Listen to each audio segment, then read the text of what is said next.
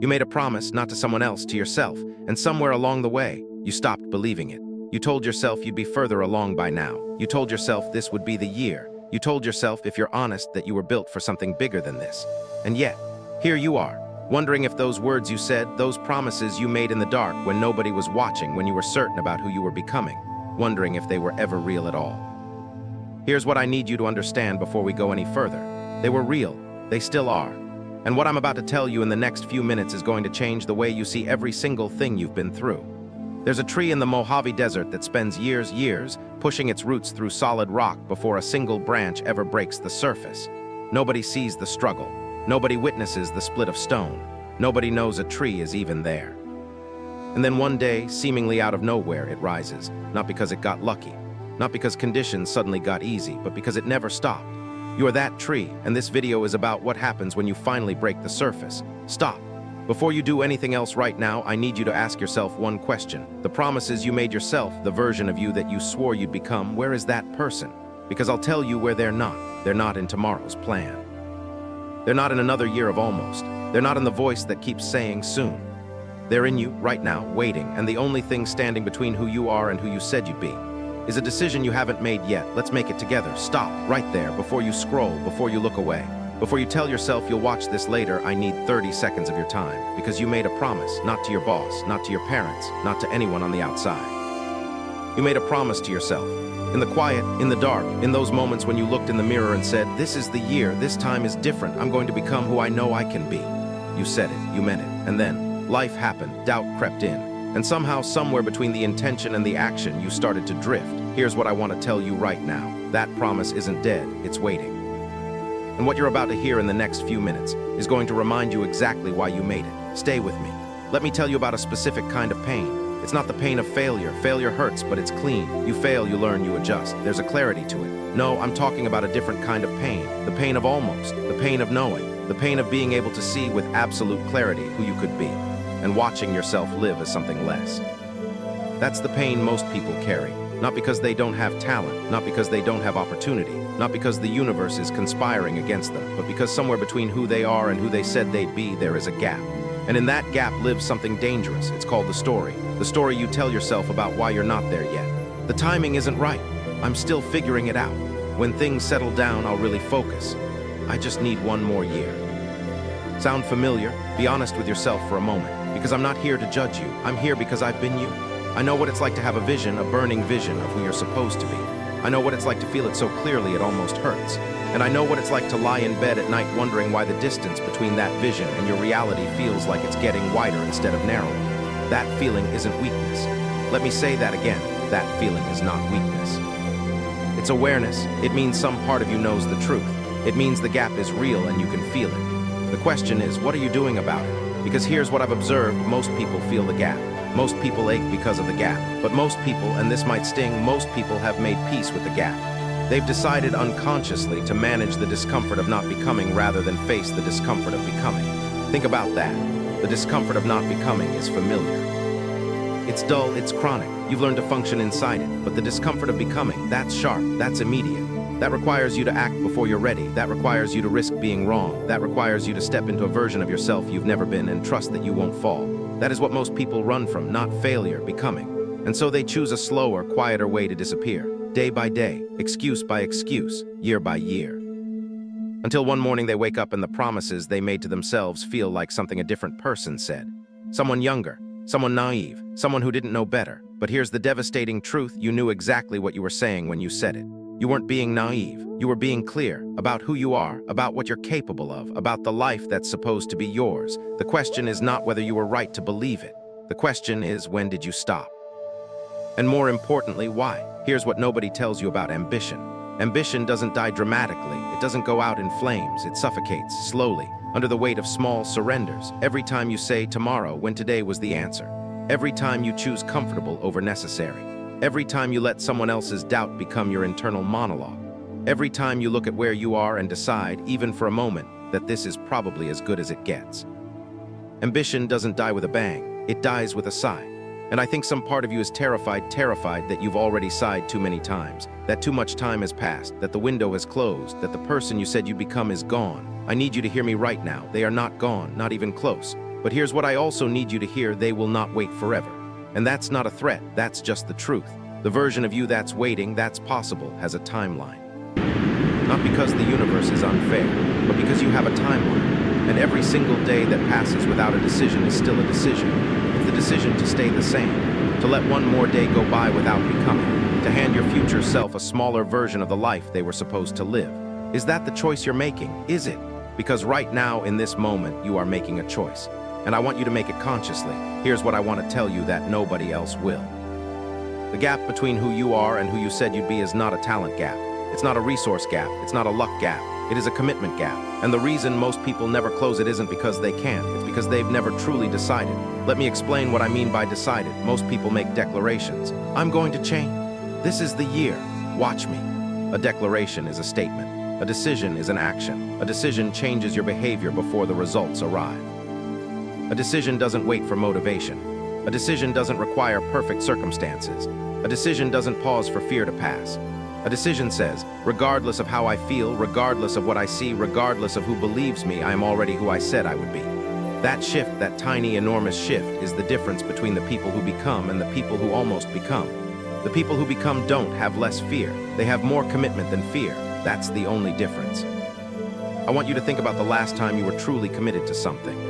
Not interested, not motivated, not inspired, committed. When commitment is real, when it is bone deep, you don't negotiate with it. You don't say, I'll start when I feel ready. You don't say, I'll try my best. You don't say, if it works out. You say, done, not done when it's finished. Done as in, decided. Done as in, this is not a conversation I'm having with myself anymore. Done as in, the old version of me that made excuses died today, and I'm the new version now. That's commitment. And here's the revelation: you have done this before. Think about it. There have been moments in your life when you decided something, truly decided, and it happened. Not because the path was easy, not because nobody doubted you, not because everything aligned perfectly, but because you stopped leaving yourself a back door. The problem isn't that you're incapable of commitment. The problem is that somewhere along the way, you started treating your biggest dreams as optional. You started treating your potential like a preference instead of a responsibility. And that has to change today. Now I want to talk about the people who make you doubt yourself, because they exist. They always exist. The ones who smiled a little too slowly when you told them your goals. The ones who said, that's nice, in a way that meant good luck with that. The ones who, out of fear, out of their own limitation, out of genuine care, sometimes planted seeds of doubt where your confidence used to grow. And maybe you let those seeds take root. Maybe their ceiling became your ceiling. Maybe their small became your safe. I'm not going to tell you to ignore other people. I'm going to tell you something more powerful. Use them. Every person who didn't believe in you is fuel, not because you need to prove them wrong for their sake, but because the fire that comes from watch me, from I told you so, from you said I couldn't, that fire, when it's yours, when it's burning in your chest, is one of the most powerful forces a human being can possess. They didn't do you a disservice by doubting you. They handed you a match. The question is, have you lit it?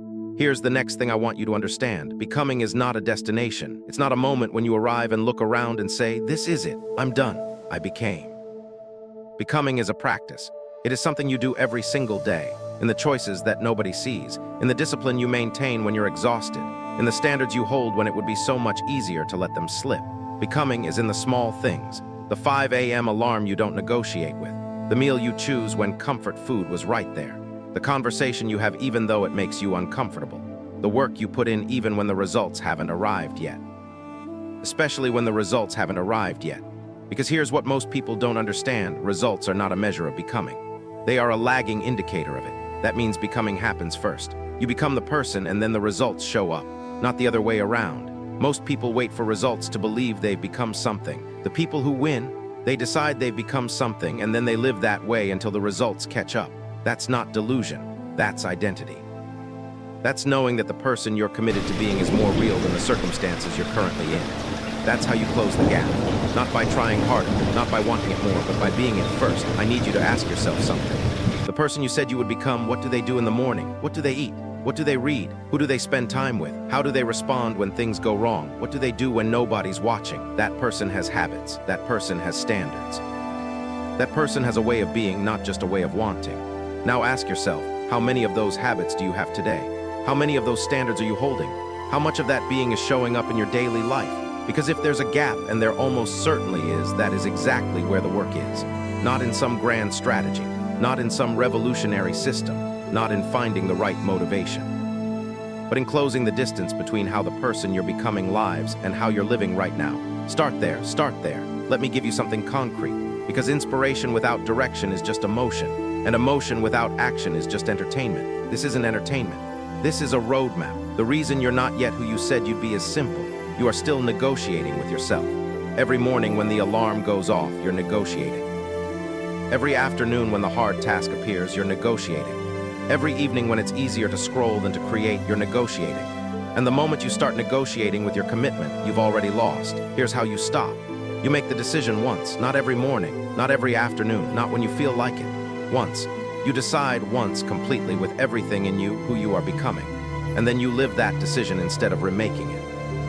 A person who becomes everything they said they would doesn't ask themselves every morning whether they feel like being that person. They already know the answer. They already decided. The negotiation is over. Kill the negotiation. Most people have it backwards. They say, I'll believe I'm a disciplined person when I've been disciplined for 6 months. I'll call myself an entrepreneur when I've made real money. I'll consider myself successful when I have the results to prove it. And so they operate from a deficit, from a place of not yet. Here's what I want you to do instead. Claim the identity now, not as a lie, not as false confidence, not as delusion, but as a decision. I am the kind of person who does not miss workouts. I am the kind of person who finishes what they start. I am the kind of person who does the hard thing first. And then, in every moment that tests that identity, you ask one question. What would a person like me do right now? And you do that, not because you feel like it, because you've decided who you are. This is how identity becomes self-fulfilling. This is how behavior becomes automatic. This is how the gap closes, not through willpower, through identity. Your vision for your life is the most valuable thing you possess. Not your talent, not your money, not your connections, your vision, because talent without vision wanders. Money without vision disappears. Connections without vision scatter. But a person with a clear, burning, protected vision, that person moves through the world differently. They make different choices. They spend their time differently. They decide who deserves access to their energy and who does not. Here's what I mean by protecting your vision. You do not expose it to people who are not equipped to handle it. You do not share your biggest dreams with small thinkers, not because they're bad people, but because a dream in the wrong environment is a dream weak. And you need your dream strong. You need it uncontaminated. You need it to stay clear and burning inside you even on the days when nothing is working, because those days will come. They always come. And on those days, your vision is the only thing that will pull you forward when everything else pushes back. Protect it like your life depends on it, because your life does depend on it. This one is important, possibly the most important thing I'll say today. There is a season in every person's becoming that is invisible, where nothing seems to be working, where the effort isn't matching the outcome, where you're showing up, doing the work, holding the standard, and the world hasn't noticed yet. Most people quit in the invisible season, not because they can't handle the work, but because they can't handle the silence. They need evidence, they need validation, they need proof that the becoming is real. And when it doesn't come, they conclude that it isn't working. That they're not good enough, that the dream was wrong, that they should try something else. But here's what's actually happening in the invisible season. You are being forged. The work you're doing that nobody sees is the work that makes you unbreakable. The discipline you maintain in silence is the discipline that will carry you when the spotlight arrives. The character you build in private is the character that will sustain everything you create in public. The invisible season isn't a detour, it's the foundation. Every person who has ever become anything has lived inside it. Every person who has ever stood in front of the life they dreamed of and owned it completely spent time in the invisible season. And they stayed, they kept showing up. They kept doing the work, they kept becoming even when nobody was watching. Especially when nobody was watching. That is the test. And here's what I want to say to you right now. If you are in the invisible season, you are exactly where you are supposed to be. Do not leave. Do not negotiate. Do not decide it isn't working. Stay, work, become. The visible season is coming. It always comes. Here's an exercise I want you to try. Close your eyes, do it later if you're driving, and picture the person you said you'd become. Not the watered-down version, not the realistic version, not the version you've talked yourself into believing is all you can hope for. The real version, the version you see at 3 a.m. when your guard is down and the truth rises to the surface. That person. Now ask yourself, how does that person think? What does that person believe about themselves? How do they handle obstacles? How do they talk to themselves on hard days? What do they do when doubt arrives? What do they know about who they are? Now here's the practice. Start leading with that person. When a decision comes, when a challenge appears, when you're tempted to shrink, ask, what would the person I'm becoming choose right now? And choose that, not the choice of the person you were. The choice of the person you are becoming.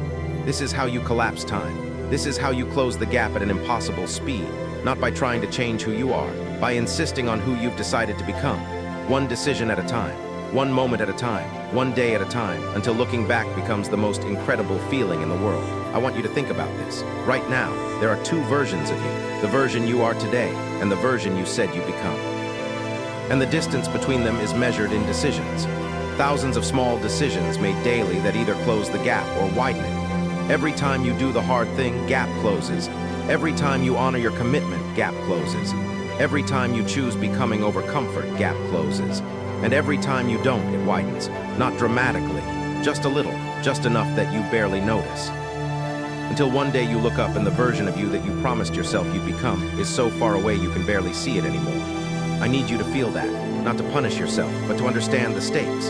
This is not a game. This is your life, your one life, the life that belongs to no one else, the life that answers to no one else's timeline, the life that exists exactly once in you.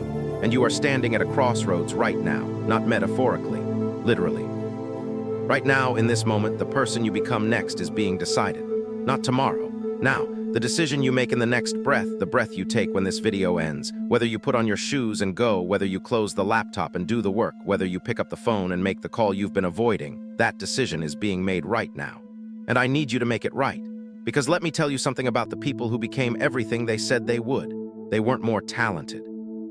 They weren't luckier. They didn't have a head start you were never given. They were just done. Done waiting, done negotiating, done explaining to themselves why now wasn't the right time. They were done with the story, and they started writing a different one. A story that starts with a decision. A story that begins with, watch me, not as a performance for anyone else, but as a declaration to the deepest part of themselves. Watch me become everything I said I would. Watch me show up when it's hard. Watch me push when I'm exhausted.